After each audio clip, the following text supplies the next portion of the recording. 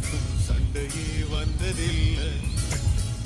மாமன அள்ளி நீ தாவணி போட்டுக்க மச்சி நீ யாரும் இல்லை.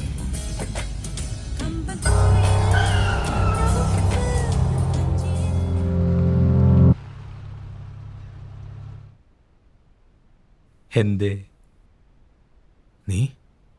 ഞാനോ? ഞാൻ നീ? എന്തേ സംശയമുണ്ട?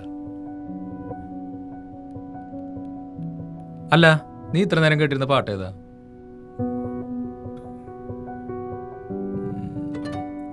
നീ വണ്ടിയിൽ നിന്ന് ഇറങ്ങ്, കുറച്ച് സംസാരിക്കണം.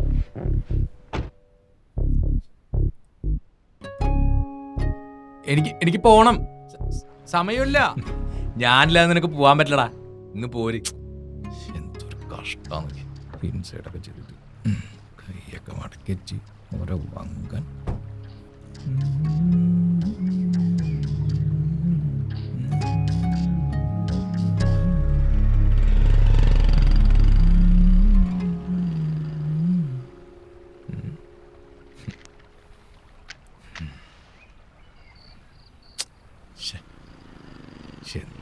ഇതിൽ കൂടെ ഒക്കെ ആൾക്കാർ പോണതാണ്.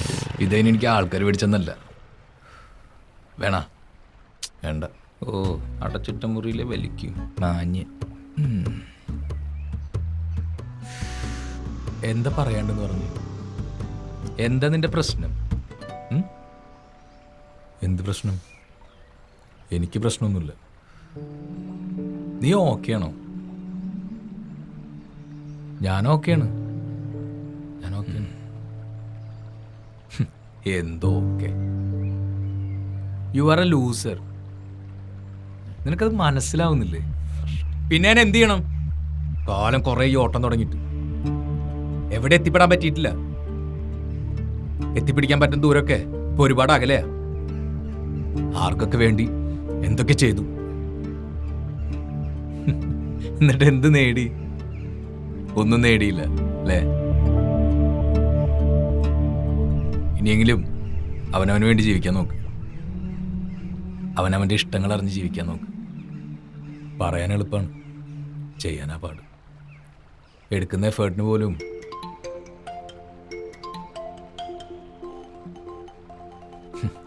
റിസൾട്ട് ഇല്ലാത്ത അവസ്ഥയാ. Hello sir.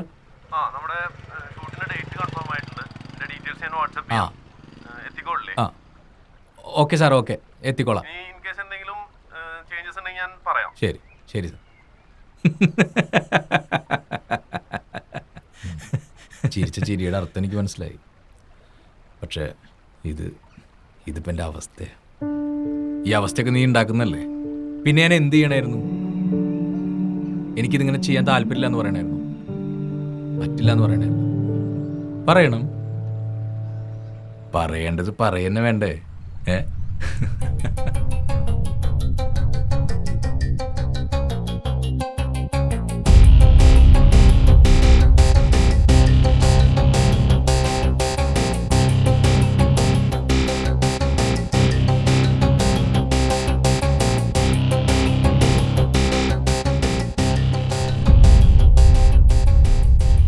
ജീവിതം നിന്റെയാണ്. തീരുമാനം എടുക്കേണ്ടത് നീയാണ്. ഇനി നീ ആലോചിക്കും.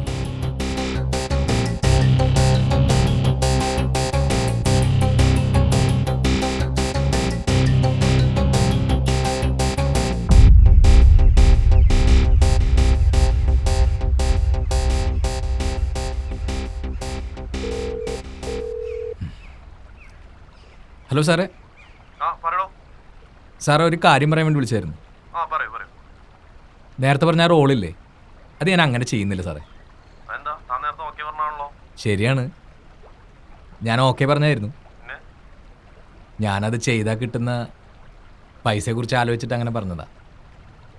പൈസയ്ക്ക് വേണ്ടി ഇഷ്ടമില്ലാത്ത റോള് ചെയ്യലും നിർത്തി സാറേ. അത് ശരിയാവില്ല, ഒരുപാടായി. പിന്നെ സാറേ, ഞാനാ പറഞ്ഞ സജഷൻസ് അതങ്ങനെ ചെയ്യാൻ പറ്റുകയാണെങ്കിൽ നമുക്ക് നോക്കാം സാറേ. സാർ നോക്കിയിട്ട് പറയൂ. Okay sir, sorry.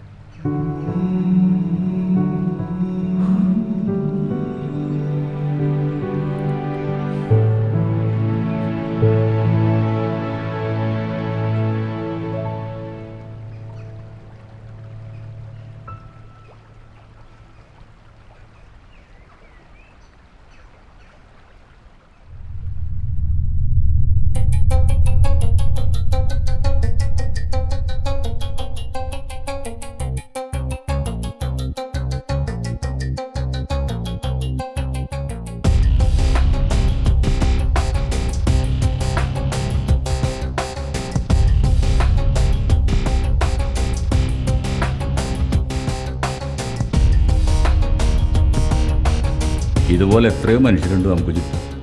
സ്വന്തം ഇഷ്ടങ്ങളെ സാഹചര്യങ്ങൾക്ക് വിട്ടുകൊടുത്തുകൊണ്ട് ഇഷ്ടമില്ലാത്ത വഴിയിലൂടെ ജീവിക്കുന്നവർ. അല്ല, ജീവിക്കുകയാണെന്ന് സ്വയം ബോധ്യപ്പെടുത്തുന്നവർ. ഇങ്ങനെ തിരക്ക് പിടിച്ച് ഇഷ്ടമില്ലാത്ത വഴിയിലൂടെ ഓടുന്നതിനിടയിൽ ഇതുപോലെ ഇടയ്ക്കൊക്കെ ഒന്ന് സ്വന്തം മനസ്സ് വായിക്കാൻ സമയം കണ്ടെത്തിയാൽ മതി. പിന്നെ വായിക്കേണ്ട പോലെ വായിച്ചാൽ മനസ്സിലാവും. അതിപ്പോൾ കവിതയാണെങ്കിലും ജീവിതമാണെങ്കിലും.